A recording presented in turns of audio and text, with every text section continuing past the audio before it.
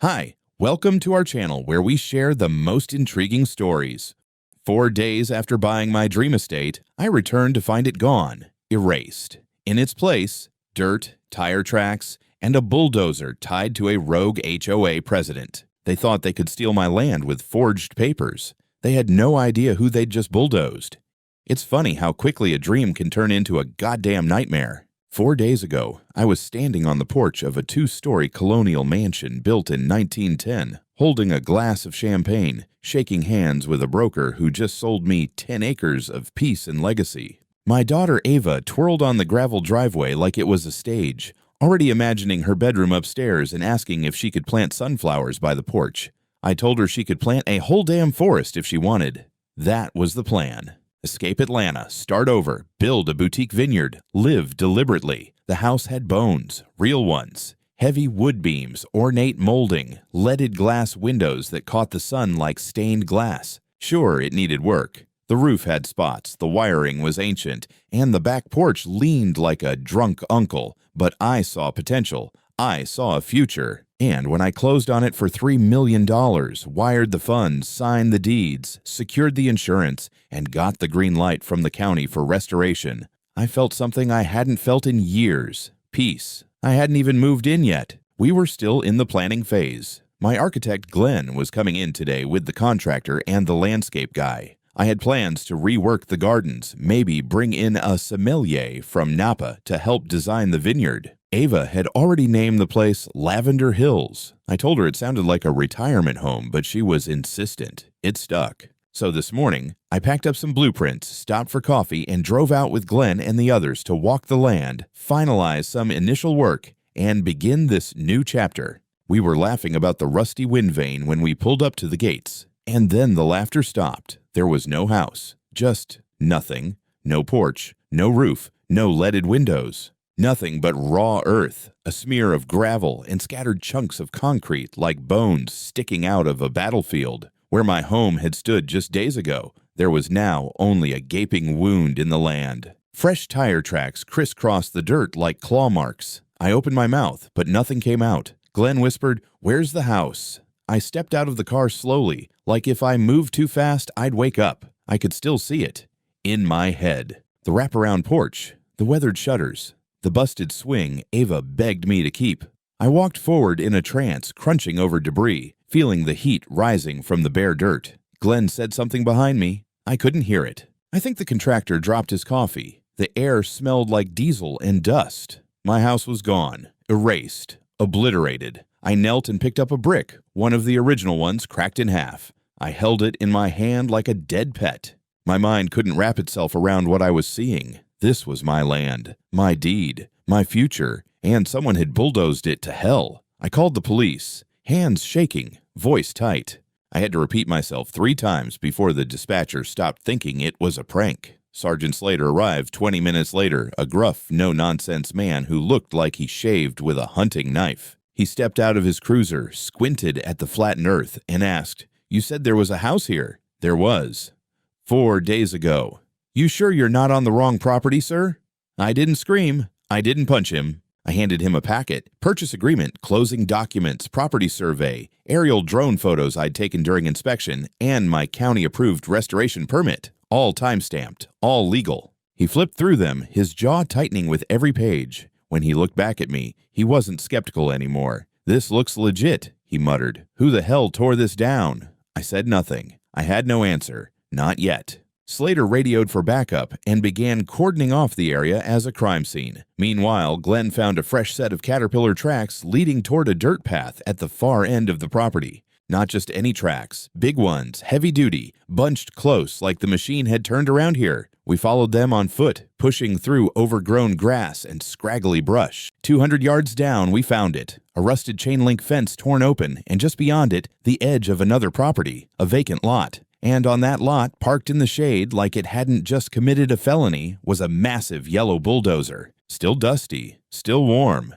and spray-painted across the side in chipped block letters, Crater and Sons Demolition. I stared at that machine like it was a murderer caught sleeping next to the body. Something was very, very wrong. I didn't sleep that night. Not a second. After the discovery of the bulldozer, the cops impounded it and towed it to a secure lot. Slater promised me they'd open an investigation into unauthorized property destruction, but his face told me what his words didn't. They had no idea where to start. No witness, no arrest, no suspect, just a $3 million pile of dirt. I sat in my truck staring at the photos of the property before the demolition. I had them stored in my phone in a folder labeled Lavender Hills. Now the name felt like a cruel joke. The next morning, I went back out there alone. I parked at the gate, what used to be the gate, and walked to the center of the rubble. I stood exactly where the front door had been, closed my eyes, tried to remember the sound the wood made when it creaked open, the scent of the old floorboards. All gone.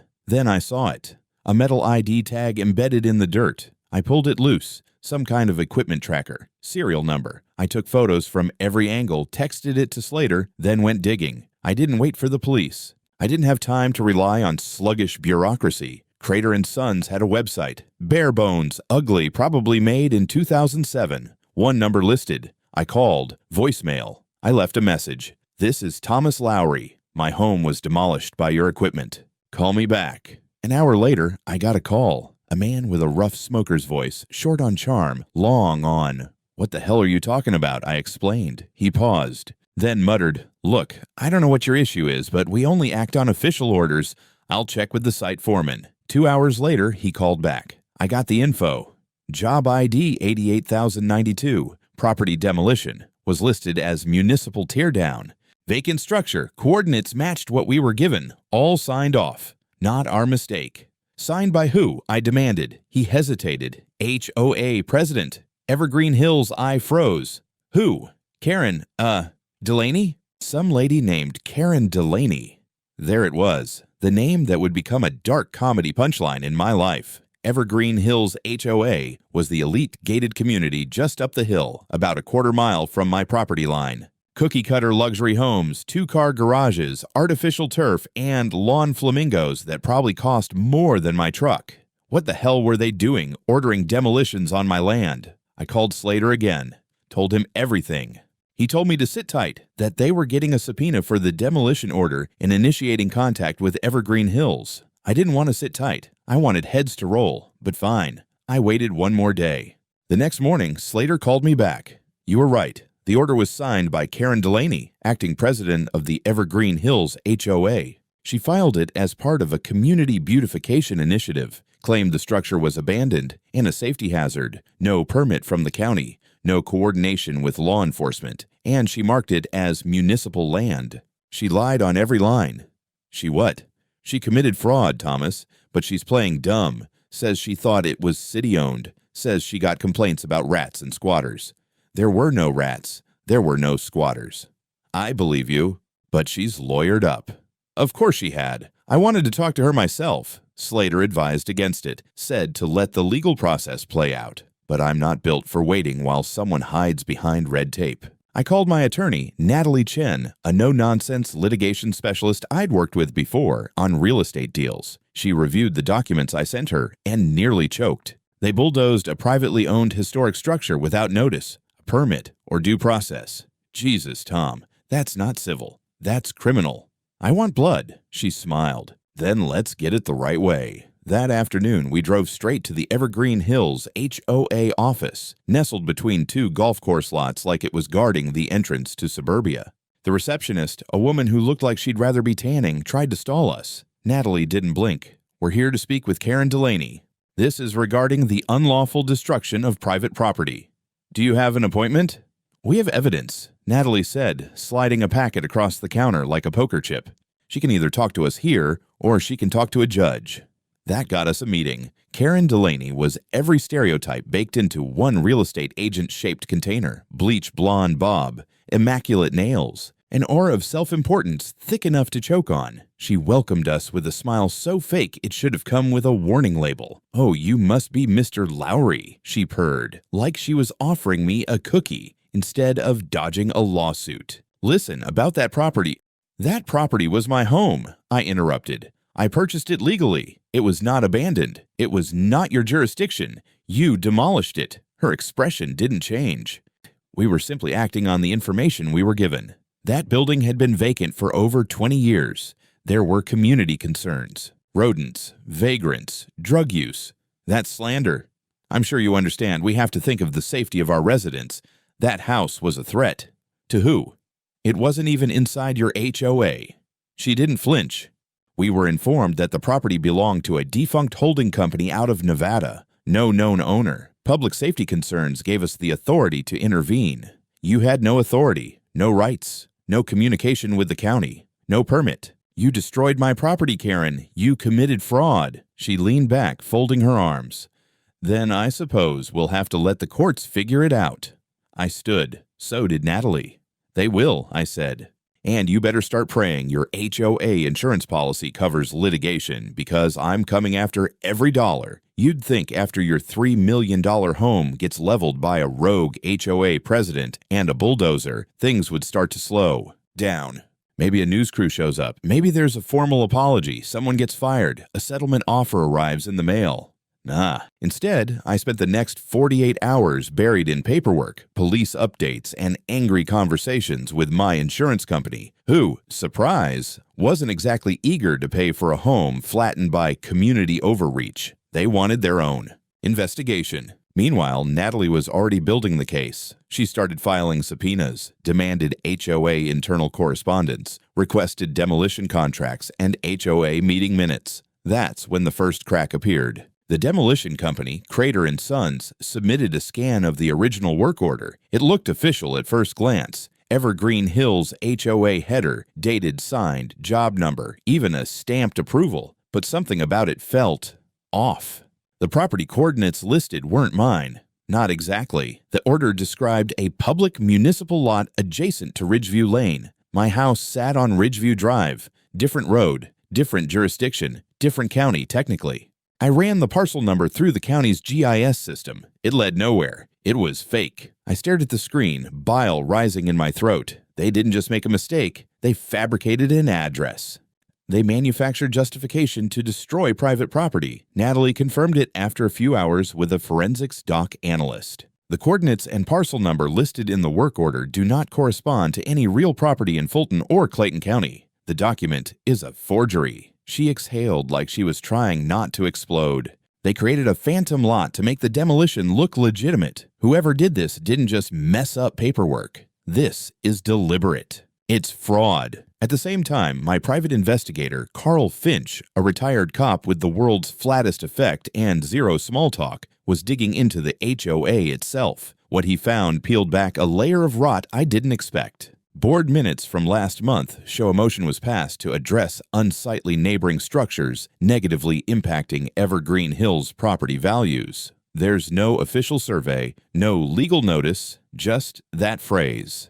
Let me guess, I said. The motion was authored by Karen Delaney? Yup, and seconded by one Harold Griggs. Who's that? Carl smirked for the first time in our entire professional relationship. Developer. Owns 3 empty lots directly behind where your house used to stand. Been trying to get driveway access through your land for years. Denied by the county. Guess your house was in the way. It hit me like a sledgehammer. This wasn't about rats, or vagrants, or community beautification. This was about access, money, zoning. They couldn't get to the lots the legal way, so they erased the obstacle. I needed proof. Hard, irrefutable, courtroom-quality proof. Carl didn't disappoint.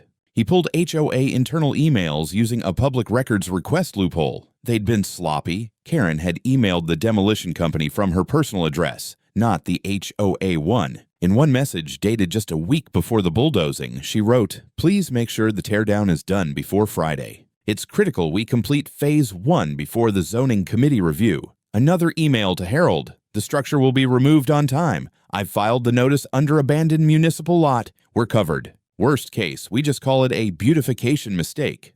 A beautification mistake. They thought they could bury a historic house and call it landscaping. I handed everything to Natalie. She didn't even blink. This just became a felony case. And it's going to court. But that wasn't the end. While Natalie was prepping civil litigation and Carl was still sniffing through HOA trash, I got a call from Glenn, my architect. He sounded shaken. "You might want to see this in person." I met him at the edge of my lot. He pointed to a freshly staked flag in the dirt. Not mine, bright orange with a laminated tag. Preliminary utility assessment, East Ridge Development. I blinked. They're surveying? Yeah, for a goddamn road. Someone had already initiated plans to carve a new driveway right through the plot where my house once stood. Through my land. Before the lawsuits, before even pretending to apologize. That was the moment my grief turned into fury. I wasn't dealing with incompetence. I was dealing with predators, and they thought I would just take it. By the time I found out they were already planning a road across my lot, I stopped calling it negligence. This wasn't a misunderstanding. It was a coordinated attack, papered over with fake documents and neighborhood smiles. Natalie doubled down. She filed a formal complaint with the county zoning board, attaching every piece of evidence we had so far: the forged demolition order, the GPS discrepancy, the HOA emails, and even a transcript from Karen's little beautification mistake line. County officials started sniffing around fast. When the words illegal land use and fraudulent zoning action hit their radar, they took notice. Meanwhile, Carl was still digging. He'd become like a bloodhound with a badge. What he found next was the final nail. Turns out the HOA had held a special meeting a week before the demolition. One of those closed-door, no minutes filed types.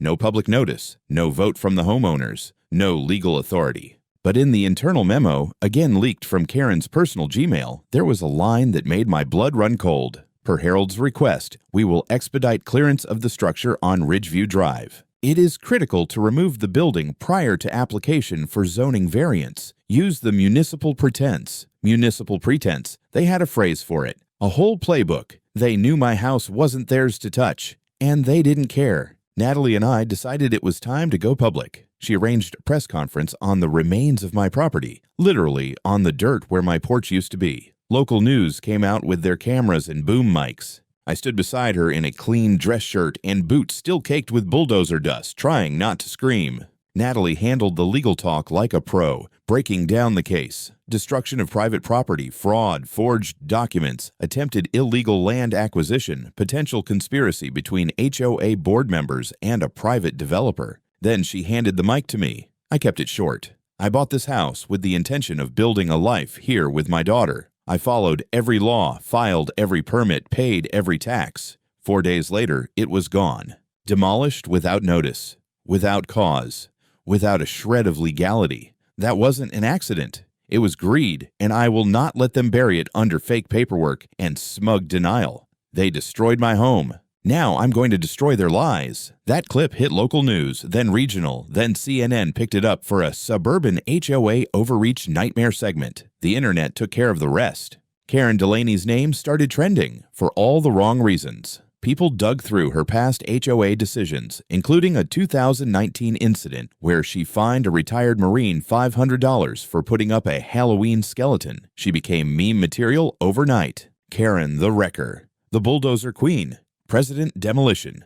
The pressure cracked the board. A week after the press storm, 2 HOA members resigned. An anonymous whistleblower sent us the full internal HOA packet used to justify the demolition. It included a photoshopped map that removed my parcel number entirely, a motion to assume temporary jurisdiction over unincorporated adjacent parcels for safety purposes, a copy of a letter, unsigned, addressed to a fake LLC in Nevada, claiming intent to seize dormant asset under HOA reclamation rules. It was all smoke and mirrors. They invented an owner, invented jurisdiction, and invented authority. It was like watching children dress up in legalese to justify grand theft real estate. Natalie was ecstatic. This is textbook premeditated property theft. You don't get cleaner than this. We'll bury them.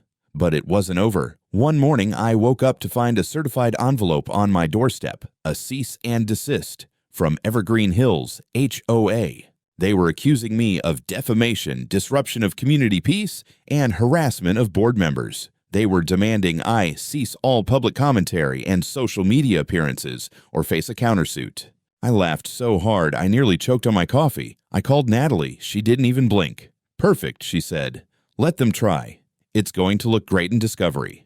We countered immediately with an amended civil suit expanding the damages, not just for property destruction, but for intentional infliction of emotional distress, abuse of process, and malicious retaliation. At this point, county officials got involved directly. A formal ethics complaint was opened against Karen and Harold. The zoning board issued an immediate freeze on all applications related to the East Ridge development, Harold's project. And then came the cherry on top. A subpoena issued for HOA's complete financial records over the past 5 years. Karen was being pulled into a legal maelstrom, and for once she couldn't bulldoze her way out. I always thought the legal system moved like molasses. Turns out, when your house gets illegally bulldozed by a smug HOA president with a god complex and you hand the media a paper trail soaked in lies, things move a hell of a lot faster. By the time we filed the civil suit, the court schedule lit up. A preliminary hearing was granted almost immediately. Natalie, who by now had 3 paralegals working overtime, dropped a lawsuit so airtight it practically whistled. 6 counts: civil destruction of property, fraudulent misrepresentation, abuse of zoning protocols, malicious conduct, emotional distress, and my personal favorite, civil conspiracy. The defendants named Evergreen Hills HOA, Karen Delaney as an individual, and Harold Griggs as a co-conspirator. Within 48 hours, their legal team responded with weak denials and the kind of stalling tactics that scream guilt. They claimed it was all a misunderstanding, that the property was mislabeled, that they acted in good faith. Good faith? They forged a damn map. Meanwhile, I had to fight fires elsewhere. Crater & Sons, clearly spooked by the lawsuit, tried to distance themselves. Their lawyer sent over a letter saying they were merely following contractual directives and that the HOA certified ownership and jurisdiction in all signed documentation. I wasn't even mad. I expected it. They were trying to stay out of the blast zone, but Natalie filed a preservation of evidence motion just to make sure they didn't accidentally misplace those emails Karen sent from her personal account. Then came the HOA's brilliant PR move. They held a town hall. That's right. In the middle of a civil lawsuit, with their president under multiple investigations, Evergreen Hills HOA invited their residents to a community clarification session at the clubhouse. I almost didn't go. But Carl, ever the tactician, insisted. "You want to see how rats act when the ship's taking on water," he said. So I went. I didn't speak. I sat in the back, ball cap low, arms crossed. Karen stood in front of about 30 residents, trying to spin gold from garbage. She used words like miscommunication, unfortunate procedural gap, and our duty to protect neighborhood integrity.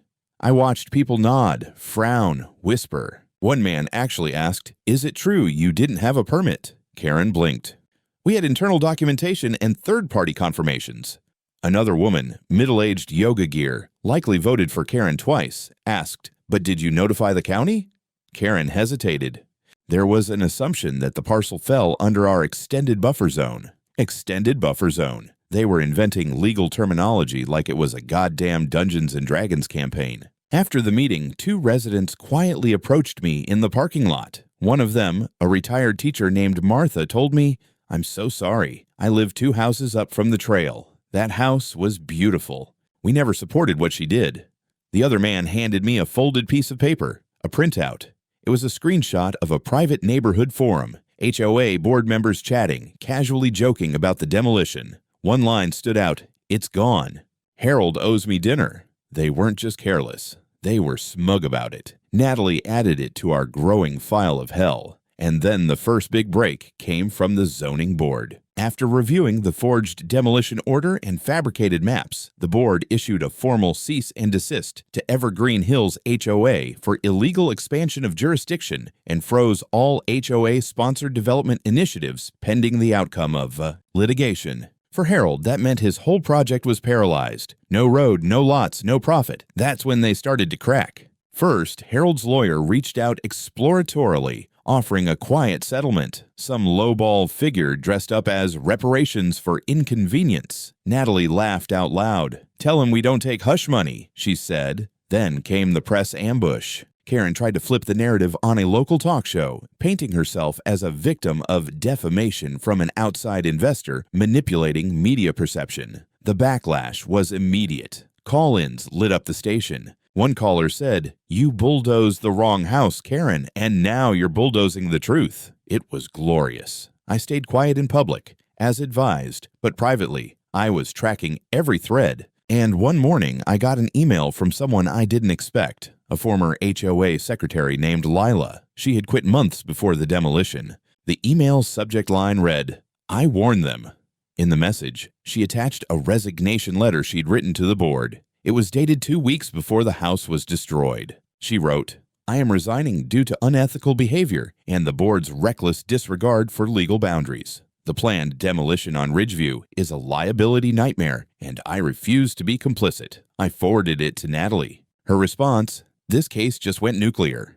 The courthouse smelled like old paper, floor polish, and nerves. It was the preliminary hearing, but it felt like a full-on trial. I sat behind Natalie in a navy suit I hadn't worn since my cousin's wedding. Next to me, Carl hunched like a gargoyle, phone in one hand, case notes in the other. We had witnesses, documents, digital forensics, internal emails, satellite data. I even had the damn brick from the foundation in my backpack, just in case. Across the aisle sat Karen Delaney, flanked by her attorney, a smooth-looking man with too much hair product and not enough conscience. She wore black like she was in mourning, probably hoping the judge would confuse her with the victim. Harold wasn't present. His legal team claimed a personal emergency, which I assumed meant hiding behind luxury blinds in his third house. The judge, a stern woman named Calhoun, opened the session with a warning. "We are here to determine the merits of the case, not for grandstanding, political maneuvering, or public spectacle. Facts only." Natalie was born for that. She laid it all out, calm, clinical, and devastating. The fraudulent demolition order, the forged parcel number, the email from Karen to the contractor pushing the timeline, the private correspondence calling the house an obstacle. She didn't editorialize. She didn't embellish. She let the evidence speak, and the evidence screamed. Karen's lawyer objected naturally. He tried to paint the HOA as confused but well-intentioned, citing historical neglect of the property and inconsistent registry data. He even dared to suggest that I had failed to mark the land as active residential, as if that excused turning it into a crater. Judge Calhoun didn't buy it. She asked one question. "Do you have legal documentation, permits, jurisdictional claims, county authorizations supporting your client's decision to demolish this structure?" He stammered something about internal authority. "Let me be clearer," she said, voice cold. "Did Evergreen Hills HOA possess any legal right to perform demolition on land it did not own?" He paused. "No, Your Honor." Boom.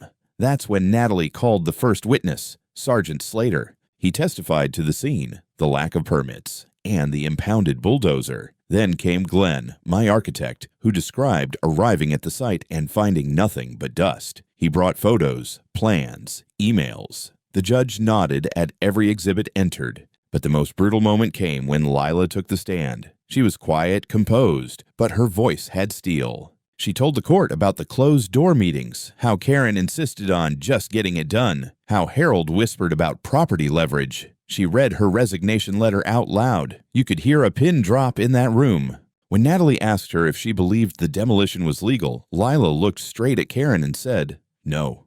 And they knew it. Karen didn't react, not visibly, but her foot started bouncing under the table, and her attorney leaned over to whisper something urgent. After Lila, Natalie introduced the HOA forum screenshot, the one where board members joked about dinner bets and cleanups. The judge raised an eyebrow. "I see. So, we have private admission of deliberate action, internal evidence of coordinated effort, and zero legal foundation. Proceed." Karen's defense tried one last Hail Mary character witnesses. 2 HOA members, clearly coached, talked about her dedication, her love for the community, how she organized fundraisers and once personally saved a turtle from the middle of the road. Natalie didn't object. She didn't need to. Judge Calhoun simply said, "This is not a hearing about turtles." Then it was my turn. I walked to the stand, heart thudding like a bass drum. I didn't rehearse anything, just spoke. I bought that house to raise my daughters somewhere quiet, somewhere real. I did everything by the book. I have the deed, the plans, the approvals. That house stood for over a century, and in 4 days they erased it because it was inconvenient. Not dangerous. Inconvenient. They didn't ask. They didn't check. They didn't care. And when I stood in the rubble, I realized I wasn't just a man who lost his home. I was a target. I paused.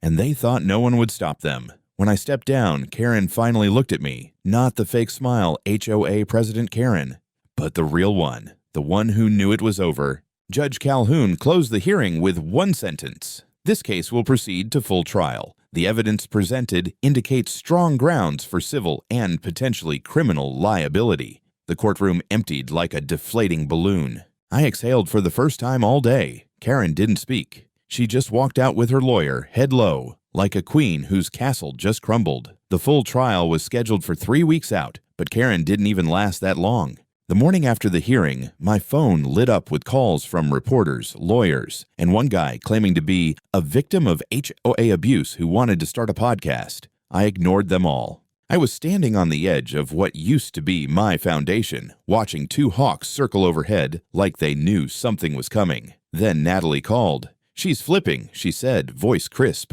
Karen just offered a settlement. Quiet. Off the record. I sat down on what remained of my front step, a single slab of concrete chipped at the edges. What's she offering? She's proposing a payout. $3 million for the home, $200,000 in legal fees, and a non-disclosure clause. I laughed. She bulldozed my house, tried to lie about it, and now she wants me to keep quiet. She's scared, Natalie said. The criminal side's heating up. County prosecutors reviewing the forged documents. If they file, she's looking at felony charges. Then we wait. And wait we did, but not long. 2 days later, the prosecutor's office filed formal charges against Karen Delaney for felony property destruction, fraud, and submission of falsified documents to a government body. Harold Griggs was named as an unindicted co-conspirator, for now. Karen was arrested at her home. Someone filmed it. She was still in her robe. The footage hit the evening news, and suddenly, every smug HOA in America took a collective gulp. But it got better. The county auditor, clearly embarrassed that this happened on their watch, launched a parallel investigation into Evergreen Hills financials. What they found? A rabbit hole. Misappropriated funds, unauthorized landscaping contracts, excessive board stipends, and one particularly nasty check written to a consulting firm that just so happened to share an address with Harold Griggs' shell company. The house of cards was collapsing. The HOA board tried to hold an emergency meeting. Only 2 members showed up. The rest had either lawyered up or moved out. Karen's name was stripped from their website. Her bio page redirected to a 404 error, a thing of beauty. In the middle of the implosion, something unexpected happened. I got a letter, not certified, not threatening, just a plain envelope with a local return address. Inside was a handwritten note. Dear Mr. Lowry, I don't know if this will help, but I used to work for the developer before Harold bought them out. Back then, we had a topo survey that showed a hidden structure behind the old house. Underground. I don't know if it still exists, but it might explain why they were so eager to flatten everything. No name, no phone number, just that. I showed it to Carl. Could be nothing, he said. Or it could be the reason they were in such a damn hurry. The next day, I hired a ground-penetrating radar team. They scanned the property. 3 hours in, they found it. A sealed concrete slab beneath what used to be the kitchen. No plumbing. No foundation tie-in. Just a rectangle 8 feet deep. We broke it open. Inside was a stone staircase, a rusted metal locker, and 2 crates. One held Prohibition-era wine bottles, unlabeled but intact. The other, paperwork, old deeds, maps, even a 1920s ledger from a bootlegging operation that apparently used the house as a front. But at the bottom, wedged into a box of dust-covered records, was something else. A key. Attached to it was a faded tag that read, Union First Bank. Box 91. Property title, Do Not Destroy. Natalie was already on the phone before I could speak. This isn't just about a house anymore, she said. This is a goddamn time capsule, and if that box holds what I think it holds, we just found the legal nuke. We contacted the bank. The vault still existed. Box 91 was registered under the name Lowry and Company. Vineyards. My great-grandfather's company.